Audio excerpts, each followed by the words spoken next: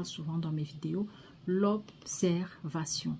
Prenons le temps d'observer nos enfants parce que les objectifs que l'on veut travailler avec eux, les objectifs même qu'on va proposer ou suggérer aux éducateurs spécialisés, parce qu'il ne faut pas tout attendre d'eux, on le verra dans le deuxième point.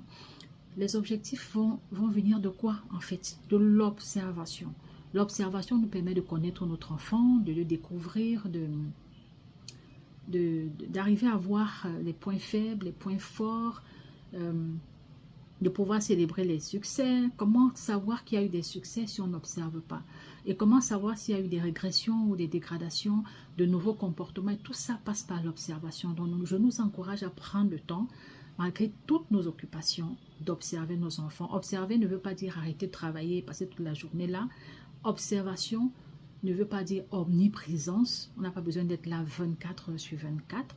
Mais prenons le temps, même le soir, lorsque nous rentrons, d'observer, ne serait-ce que 15, 30 minutes. Prenons le temps d'observer. N'ayons pas juste la pensée que lorsqu'on pense à aller vers nos enfants, c'est pour les forcer, c'est pour voir s'ils peuvent déjà écrire A, B et tout ça, 1, 2, 3. Non, n'ayons pas cette obsession, mais parfois mettons-nous là et observons. Observer veut bien sûr dire, regarder, écouter, regarder aussi en silence, parfois sans interaction, regarder, observer, on aura des informations intéressantes qui vont nous aider à orienter nos interventions. Parce que les interventions partent de quoi? De nos observations. Premier point, observons. Deuxième point, impliquons-nous. Observation dans le 1, implication dans le 2. Impliquons-nous. Impliquons-nous, parents.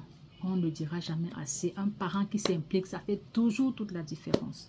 Et je le dis encore, s'impliquer ne veut pas dire arrêter de travailler. Ça ne veut pas dire n'avoir aucune activité à l'extérieur et s'asseoir là pour regarder son enfant. Et ok, ça c'est un modèle, vous pouvez choisir de le faire.